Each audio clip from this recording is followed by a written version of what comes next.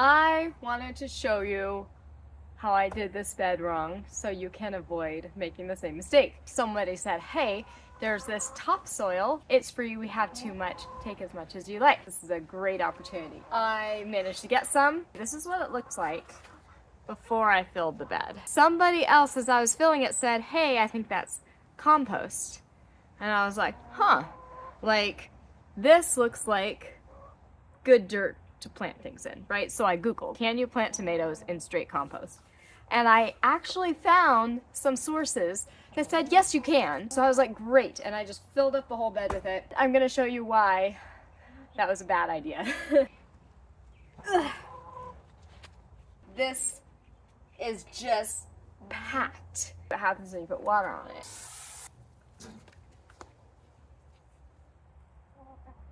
See the problem?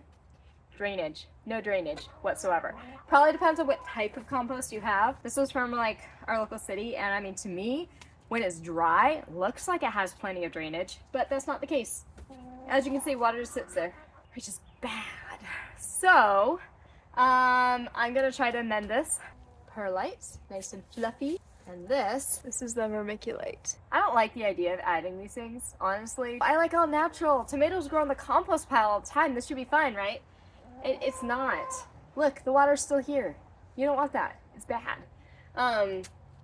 So I'm gonna add these, mix it all up, hope that this works better.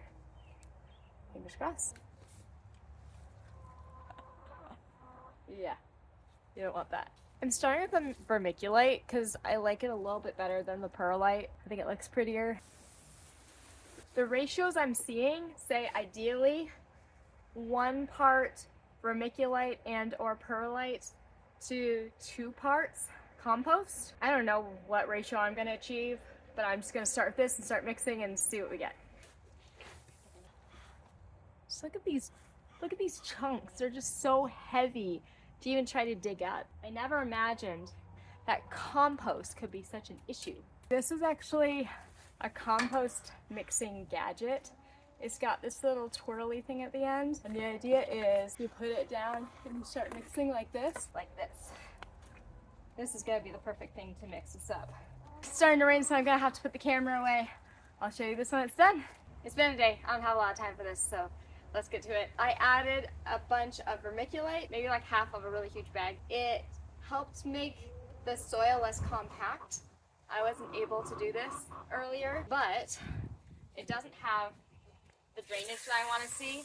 Better than it was before, but it's still not what I want to see. I've been looking for more vermiculite, and it's not the grade that I wanted. Apparently you really want coarse or extra coarse grade, and all I could find is medium grade. It's the whole thing, and I'm just over it. So I have perlite on hand. I was hoping to not have to use it, but I'm gonna add the perlite and see if this works. Somebody told me I should mix the perlite with water before I put it in there.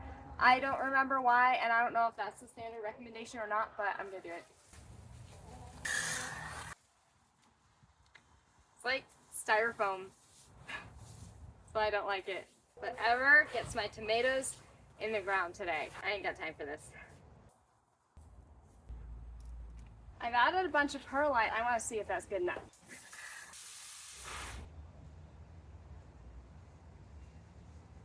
Definitely needs more. Okay, I sure hope this is good enough because I don't think I have much else in me. I think it's better than before. I think I don't have time for this anymore, so tomato plants are going into the ground. Hey, at least it's better. I don't know, that's all I got. Guess that's gonna be good enough.